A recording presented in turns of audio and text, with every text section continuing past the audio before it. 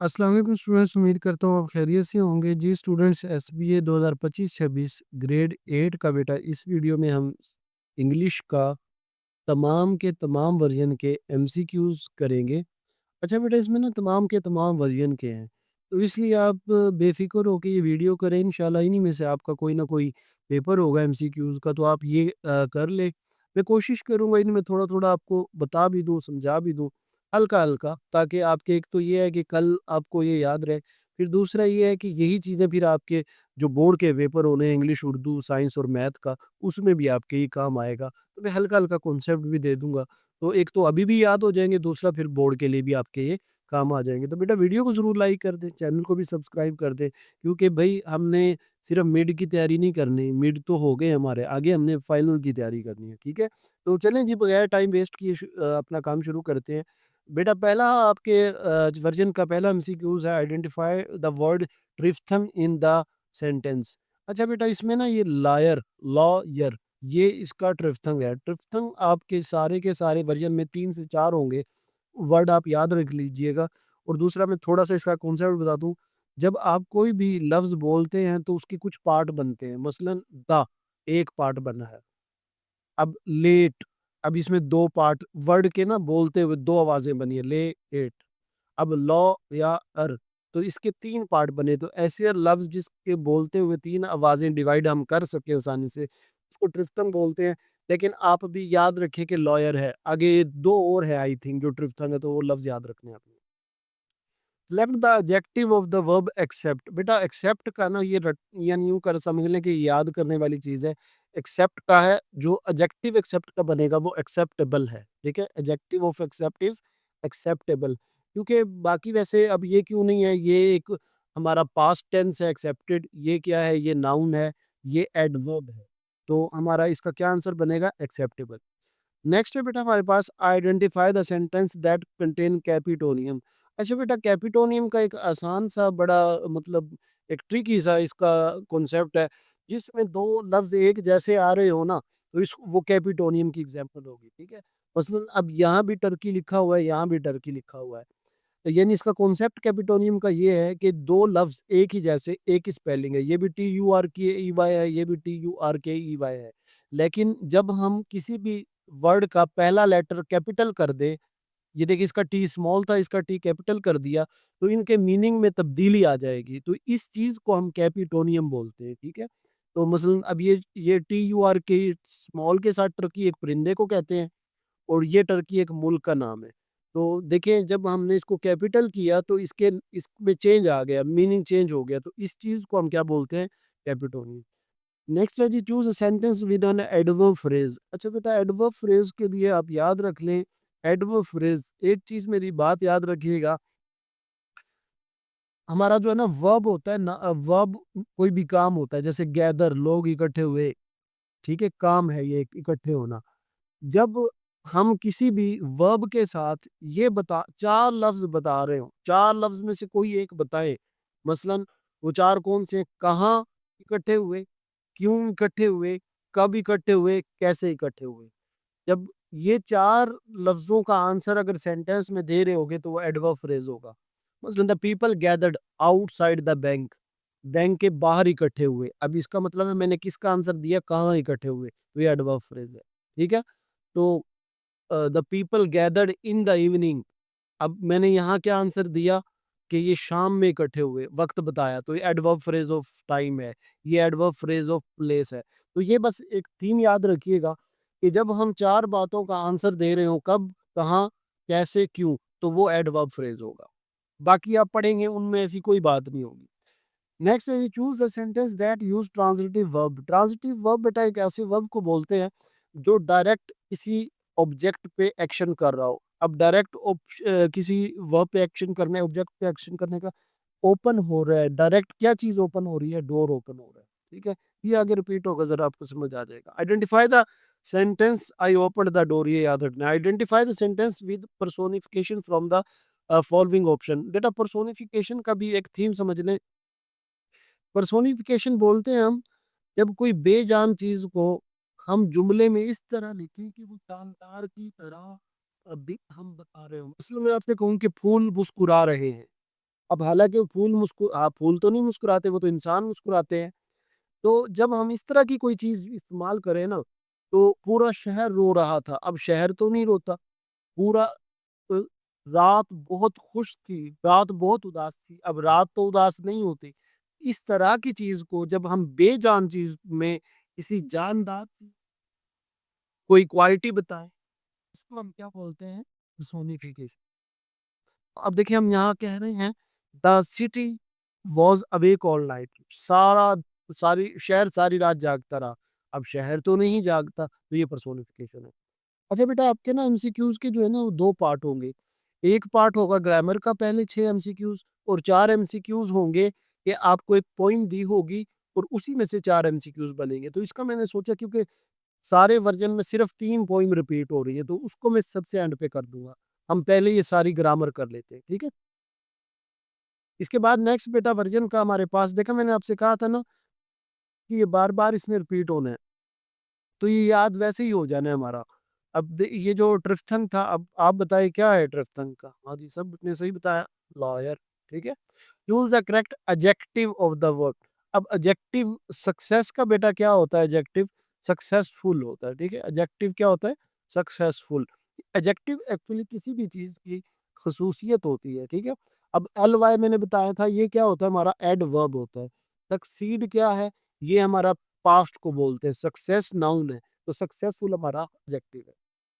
इसके बाद identify the sentence that कैपिटोनियम। कैपिटोनियम वही रिपीट हो रहा है, टर्की वाला, तो इसमें हमको सोचने की जरूरत नहीं है। Next, choose a sentence that contain an adverb. अब एडवर्ब बेटा मैंने अगेन कहा था आपको कि आपने क्या चीज जहन में रखनी है, कोई चीज कब कहाँ क्यों हुई। तो अगर आप इसका सी वाला ऑप्शन देखें, Ahmed run swiftly through the, अब देखिए वो तेजी से भागा क्राउड में, थ्रू द क्राउड, क्राउड में से। तो ये मैंने कहाँ किस चीज का आंसर दिया कि कहाँ भागा, कब, कहाँ, कैसे, क्यों। जब हम किसी भी वर्ब की 4 बातें में से एक बात बताएं, तो वो एडवर्ब होता है। कब, कहाँ, कैसे, क्यों, ये याद रखना है। तो अहमद भागा, कहाँ भागा? क्राउड में। तो इससे याद रहेगा। ठीक है। वैसे भी याद रखना है ना कि अहमद वाला आंसर ठीक है। Choose the sentence that contain transitive verb. Transitive verb again वो वर्ब होगा बेटा हमारा जो डायरेक्ट किसी पे ऑप्शन, मतलब किसी ऑब्जेक्ट पे काम कर रहा हो। मतलब इसमें the fire Burns the house. अब क्या चीज जल रही है? घर जल रहा है, तो ये डायरेक्ट जल रहा है घर। मतलब अब जो इसमें ना आप इसका ट्रांजिटिव वर्ब का इस तरह ध्यान में रखें कि जब एक वर्ब का असर डायरेक्ट किसी नाउन पे हो रहा हो, किसी ऑब्जेक्ट पे हो रहा हो, तो उसको हम ट्रांजिटिव वर्ब बोलते हैं। देखिए शी रन एवरी मॉर्निंग। अब मैं आपको ना इसका एक सिंपल हाल बताता हूँ। अब देखिए मैं कहता हूँ शी रन, आपको वो ठीक है, वो भागा, आपका अगला कोई क्वेश्चन नहीं होगा। शी रन्स, हाँ वो भागती है। लेकिन मैं कहूँ द फायर बर्न्स, आग ने जला दी, जला देती है, आप कहोगे किसको जला देती है? तो यानी ये डायरेक्ट एक्शन इसका मतलब ये होता है। ठीक है। कुछ आपको ये याद रहना चाहिए कि the fire Burns the house, ये क्या है? ट्रांजिटिव वर्ब है। इसके बाद नेक्स्ट है, what is the meaning of given personification. अब इसमें जो पर्सोनिफिकेशन यूज हुआ उसका क्या मतलब है? द कैमरा लव्स मी, के कैमरा मुझसे मोहब्बत करता है, तो my photos are always really good. मतलब तभी आप कहेंगे ना कि कैमरा मुझसे मोहब्बत कर रहा है, अगर आपकी पिक्चर अच्छी आ रही है। ठीक है। तो इस पर्सोनिफिकेशन का मतलब ये होगा। नेक्स्ट वर्जन का पहला क्वेश्चन है, आइडेंटिफाई द वर्ड ड्रिफ्टंग। अब ड्रिफ्टंग इसमें जी नेक्स्ट में देखें कौन सा ऐसा लफ्ज है जो ड्रिफ्टंग है। अब अगर आप इसमें देखें, हमने जो ड्रिफ्टंग है बेटा हमारा प्ले और प्लेयर, देखिए पॉलिटिक्स, अब इसमें 4 हैं, पर्सन 2 हैं, पॉजिटिव, अब इसमें 4 हैं, तो प्लेयर हमारा ट्रिफ्टंग है, यानी 3 पार्ट करेगा। इसके बाद दूसरे वाला बेटा हमारे पास है कि सक्सीड का वही है सक्सेसफुल। ठीक है। एडजेक्टिव क्या होगा? सक्सेसफुल। कैपिटोनियम है ये टर्की वाला, तो ये तो आपको वैसे याद हो गया होगा, उम्मीद है। फिर एडवर्ब फ्रेज नेक्स्ट हमारे पास है जी, चौथा एडवर्ब फ्रेज कौन सा है इसमें? Across the floor. अब ये देखिए हमने वॉक के बारे में बताया है, एडवर्ब फ्रेज हमने क्या कहा? जब हम किसी भी वर्ब का, अब वर्ब क्या है? वॉक, अक्रॉस द फ्लोर, वो यानी फर्श पर वो बड़ी ध्यान से चला। अब वो चला वर्ब है, और जब हम वर्ब की कब, कहाँ, कैसे और क्यों का आंसर दे दें तो ये कैसे का आंसर है, तो ये एडवर्ब होगा। ठीक है, कैसे चला ध्यान से। विच सेंटेंस यूज ट्रांजिटिव वर्ब, अब इसमें हमारा ट्रांजिटिव वर्ब देखिए बेटा कौन सा होगा। अ, अ, इसमें हमारा ट्रांजिटिव वर्ब जो डायरेक्ट ले रहा हो, अब देखिए looking for my keys for, transitive verb हमारा इसमें बी वाला होगा। ठीक है, I have been looking for माई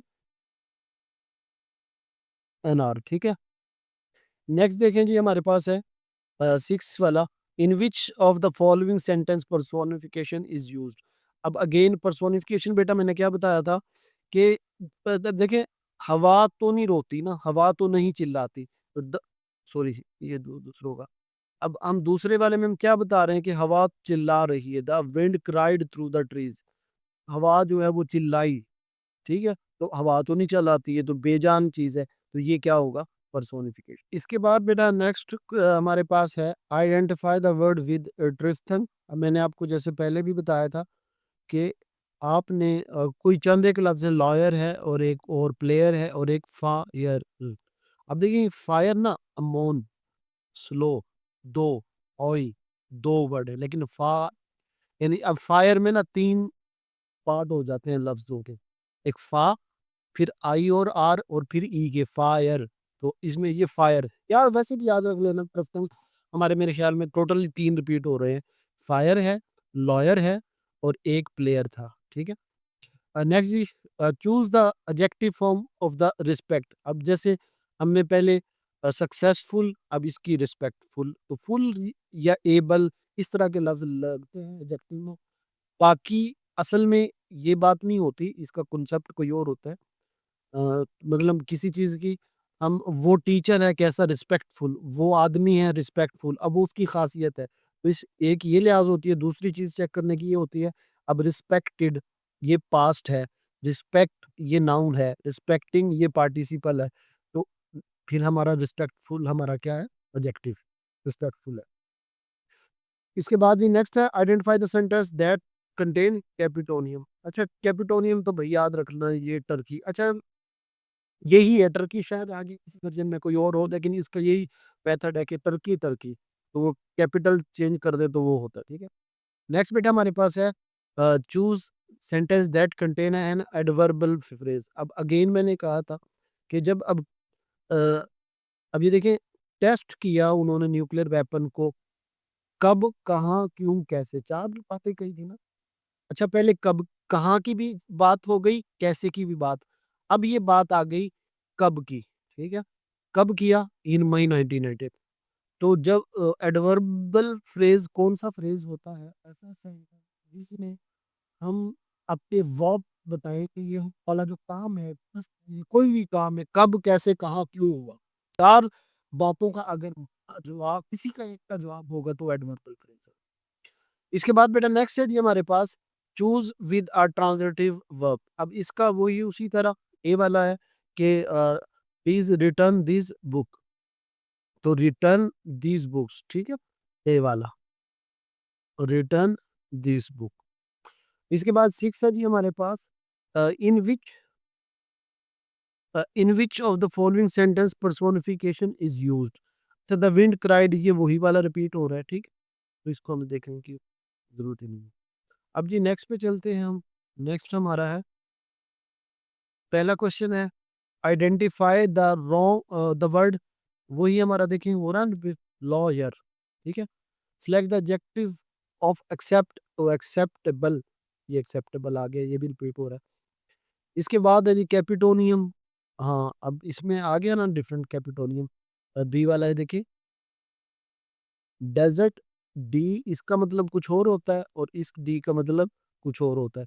तो आपने बस यही याद रखना है कि अगर सेम लफ्ज आ रहे हैं, ठीक है, अगर सेम लफ्ज आ रहे हैं तो वो हमारा कैपिटोनियम होगा कि ये कैपिटल कर दिया, तो वैसे इनके मतलब डेजर्ट, डेजर्ट होता है वो जो सहरा को बोलते हैं, और डिजर्ट का मतलब होता है किसी भी चीज की ज्यादा होना। तो खैर हम मतलब ना भी करें, बस ये देखें कि एक लफ्ज कैपिटल है पहला हर्फ, जिसे डी इसका कैपिटल है इसका स्मॉल है, तो यही कैपिटोनियम की तरफ आप याद याद कर सकते हैं। ठीक है जी, नेक्स्ट है जी, choose a sentence that contain adverbial phrase. अब इसमें वही अहमद वाला है, अहमद रन कब, कहाँ, कैसे, क्यों, कहाँ, ठीक है, थ्रू द क्राउड। अहमद भागा कहाँ, थ्रू द क्राउड। इसके बाद ये transitive verb, open the door, वो पहले वाला। What is the meaning of the given personification, camera loves, वही वाला, my photos are always good, ये पहले वाला ये। अब नेक्स्ट पे चलते हैं। Identify the drifting from the given sentences. अब इसमें देखें ड्रिफ्टिंग क्या है बेटा। अ, अब इसमें कोई पढ़े लव्स, वाज, ये तो दो में ही पढ़ा गया। वेरी, वेरी, दो में पढ़ा गया।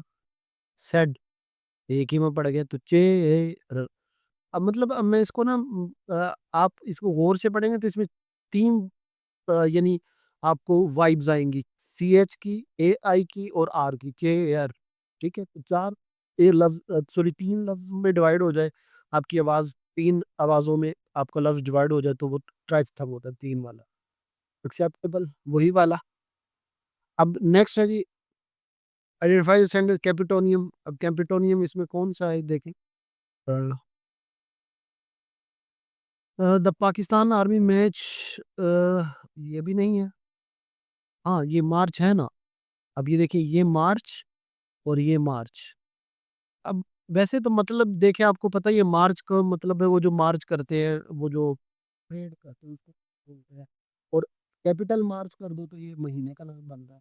तो जब हम कैपिटल कर दें वैल्यू, उसकी मीनिंग चेंज हो जाए तो कैपिटल नेम होता है, तो ये वाला आंसर होता है। ठीक है, choose a sentence with adverbial phrase. अब अगेन, अब इसमें अगर आप देखें, ward carefully across the floor, कहाँ से गुजरा, कैसे गुजरा, ये कैसे का आंसर है। कि वॉक किया केयरफुली, तो ये कैसे का आंसर दे दिया हमने। Choose the sentence use transitive verb, open the door वही है। What is meant by personification, camera loves, वही है पहले वाला। अब ये हो गए हमारे। अब हम चलते हैं जी नेक्स्ट पे, जो हमने कहा था आपसे कि ये टोटल तीन हमारी पोइम है, ठीक है, तीन है ये वाली। तो वो हम कर लेते हैं वन बाय वन, क्योंकि हमारे पास जो ज़्यादा वो है वर्जन है, और ये तीन लिपि को भी मैंने कहा इनको एंड पे रखते हैं। चलिए जी अब ये शुरू कर। अच्छा बेटा ये देखिएगा, इसमें ना आपका जो आंसर होगा ना एमसीक्यूज का, वो आपकी पोइम के अंदर ही होगा, ठीक है। तो मैं इधर भी मार्क करूंगा, उधर भी करूंगा, ताकि आपको वो याद भी रहे। तो क्वेश्चन है जी हमारे पास, according to the poem how should we fulfil our dreams, हमें अपने ड्रीम्स कैसे पूरे करने चाहिए। तो विद पैशन ट्रू लिखा हुआ है ना, तो ये देखिए विद फुल ऑफ पैशन, तो ये इसका हमारा आंसर ठीक हो जाएगा। ठीक है, अब इसके बाद नेक्स्ट है जी, यानी यहाँ भी दिया होगा, इसे आपने याद रखना है। इसके बाद है जी हमारे पास, what is the meaning of the given phrase take the path less travelled by. अब इसका मतलब क्या है कि प्रोसीड योर यूनिक पाथ। अब इसका मतलब क्या है बेटा कि ये कहना क्या चाह रहा है। देखिए हमें अपनी मेहनत के, सॉरी, ये मेरा कामयाबी का रास्ता है, मैं यहाँ पे खड़ा हूँ, ठीक है। अब मैं यहाँ से जाता हूँ, यहाँ पे मजबूरियाँ हैं, यहाँ पे हमारे काम हैं, यहाँ पे दोस्त हैं, यहाँ पे मोबाइल है, यहाँ पे मैं जा तो रहा हूँ, लेकिन मैं सबको अपना टाइम दे रहा हूँ, देखे मैं अपनी कामयाबी। तो हमें अपनी मेहनत के लिए अब यूनिक पाथ, जो किसी ने बिना शॉर्टकट, तो ये मतलब है इसका, प्रोसीड यूअर यूनिक पाथ। आपको इससे इतनी मैंने बात बता दी, इससे याद रहेगा इंशाल्लाह, ठीक है। तो नेक्स्ट बेटा हमारे पास है, what what is the poet message about the time. अच्छा देखिए, ये जो टाइम इज प्रीशियस रिसोर्स, के टाइम जो है वो एक कीमती चीज है। एक टाइम इज डियर, ये भी यहाँ लिखा हुआ था, मैंने ये पढ़ा था, ये देखें। हाँ देखिए, टाइम इज डियर, टाइम प्यारा है, टाइम प्रीशियस है, ठीक है।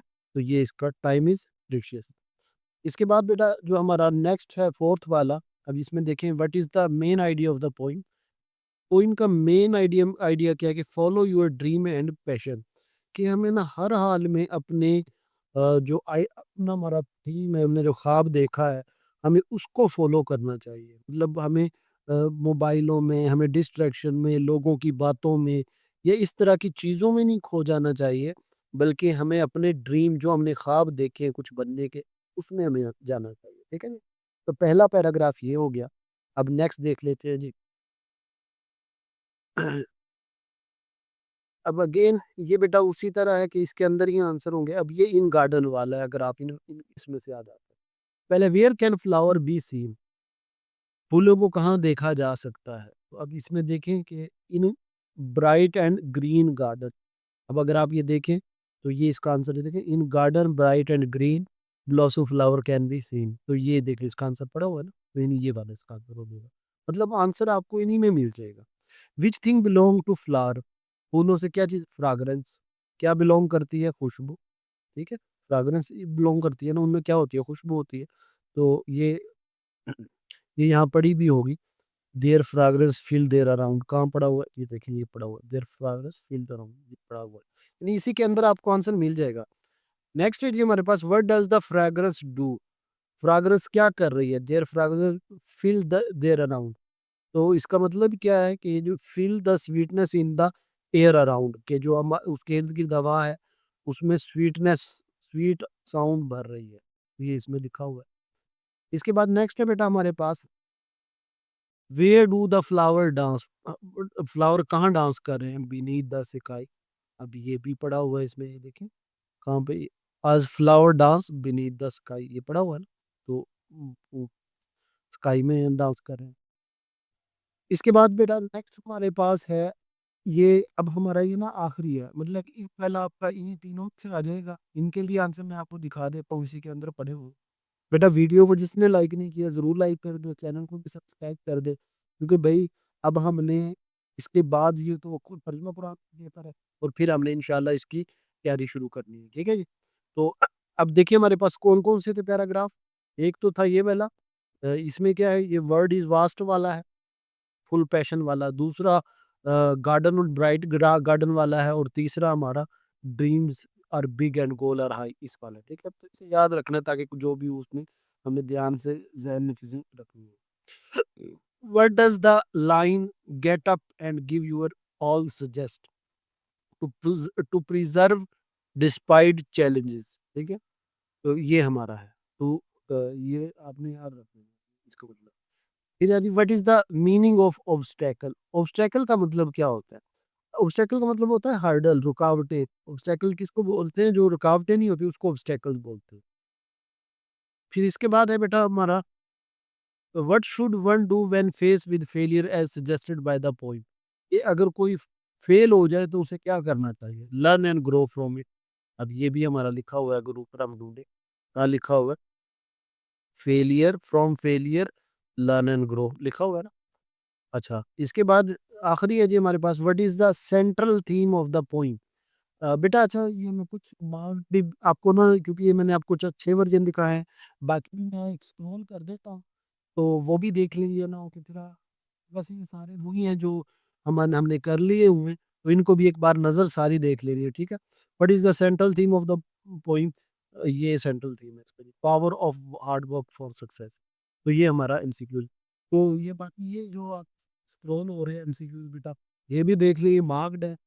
ये डिफरेंट वर्जन है एक्चुअली, ये सारी चीज़ें रिपीटेड है।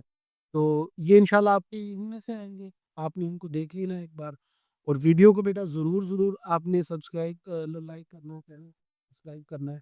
और कौन कौन से बच्चे हैं जो भाई मिड के बाद हमें छोड़ के जा रहे हैं, और कौन कौन ऐसे बच्चे हैं जो कहते हैं सर हम तो फाइनल की तैयारी नहीं करेंगे, बोर्ड के पेपर है। कौन कौन बच्चे हैं बेटा, कमेंट में ज़रूर हाजिरी लगवानी है आपने। जो कहते हैं कि सर हमने तो भाई फाइनल की भी तैयारी करनी है। भाई मैं पहले बता रहा हूँ, हर वीडियो में मैंने बताया, देख ले, वही आपको इस चीज़ का नहीं बता रहा कि जो आपके बोर्ड के पेपर होंगे फरवरी में होंगे, कोई भी गेस्ट पेपर नहीं होगा, आपको तैयारी करनी होगी। जो बच्चा उसमें पास होगा वो 9th में जाएगा, अदरवाइज नहीं जाएगा। ये पेक्टा की तरफ से, वजीर तालीम की तरफ से ऐलान है, और इस पे अमल होगा। इसलिए बेटा आपने तैयारी करनी है, और मैं कह रहा हूँ कि इंशाल्लाह पूरी यूट्यूब पे कोई कराया ना कराए, आपको मैं तैयारी करवाऊंगा। और जिस बच्चे ने सब्जेक्टिव नहीं किया उसको पहले मौजूद है वहां से कर। अपना ख्याल रखिएगा। अल्लाह हाफिज।